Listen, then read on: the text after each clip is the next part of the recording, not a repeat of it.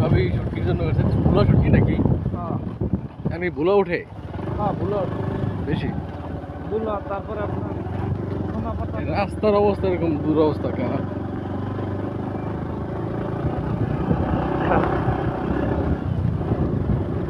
শুটকির গন্ধ পান স্যার।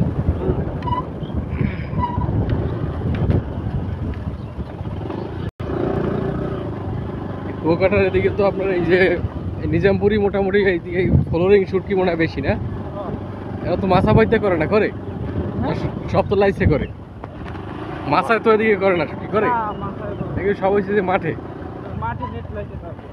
প্রতি বছর আনুমানিক এতে ধরেন কত কোটি টাকার শুটকি হয় আনুমানিক? অনেক অনেক, মানে এই যে আপনার থাকছে না, এই যে এইসব এইগুলো সব করা থাকে পরে আপনার আরে বড় মাছ হয় না, সব ছোট মাছ। বড় মাছ হয়, এ মাছ হয় ওই ওই যে ধান উঠতে আছে আর ভাগে ভাগে ইয়ে করতেছে।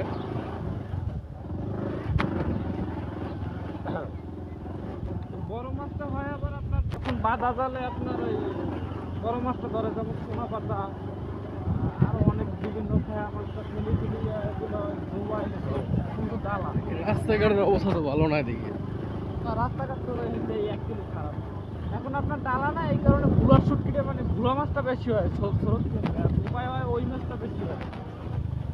সোনা পাতা এমনি বছরে ধরেন 100 কোটি টাকার হয় ট্রানজাকশন, আর বেশি টাকার খালি মাছ এইখানে এত বোঝা যায় না, ভিতর সাইডে এই কাজ করে না। আপনি গদি আছে, গদিতে পিছনে নাই, গদিতে সব দূর, এই গদি বরাবর আমাদের নিয়ে যাবেন। হ্যাঁ, একটা গদিতে তাইলে দেখতে পারবো যে একটা গদিতেই বেচা কিনে হয়।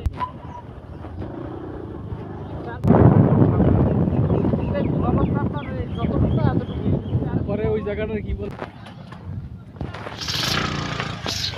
অবশেষে সেই নিজামপুরে এসে বললাম শুটকির গলি। বাবা কি নাম তোমার?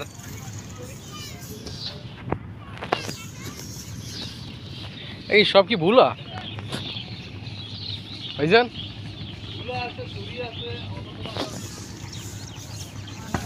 চলতেছে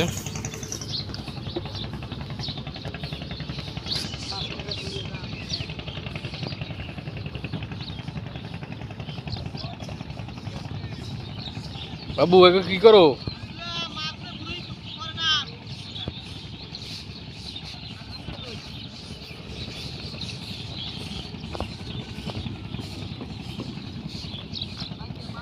ছোট ছোট যে চিংড়ি মাছগুলো আছে,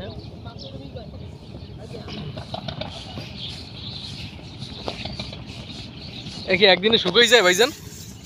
আশা করি ভাই শুকিয়ে যাবে। এখন কি ভুলার কি এখন কি চাপ বেশি নাকি?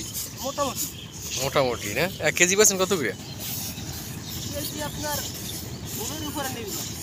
এখন কেমন মাছের সাইজ? 300 টাকা, 250 টাকা। মাছের সাইজ কেমন এখন?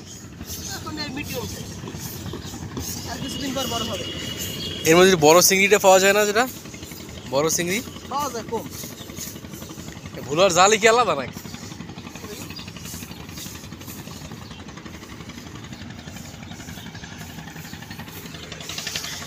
পুরো এটাই মাঠ। কয় ঘন্টা লাগে শুকাইতে?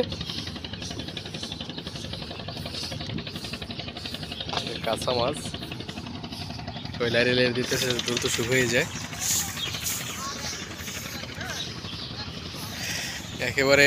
সেই সাগর ঘেইসা আপনার ওই যে ফাতরার বন দেখা যাচ্ছে, আর ওপারে এটা হচ্ছে তালতলি, জায়গাটার নাম হচ্ছে নিশানবাড়িয়া খেয়াঘাট বলে, ওপার তালতলি। আর এরপর হচ্ছে যে আপনার ময়পুর, যেটা বলে নিজামপুর।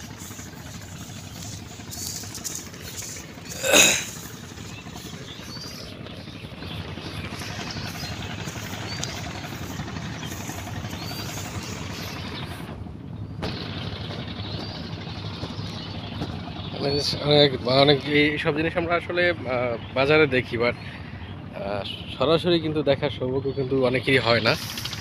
তো আজকে আমার কাজের বা জবের কল্যাণে হয়তো আজকে এখানে ভিজিট করার সুযোগ হইল। আমরা আসছি এখানে কিছু প্রান্তিক সবজি চাষি প্লাস যারা ব্যবসা করে এখানে, এদের নিয়ে এদের সাথে কিছু কথা বলার জন্য। দেখা যাক, ভালো থাকবেন, সুস্থ থাকবেন, দেখা হবে, কথা হবে পরের পর্বে।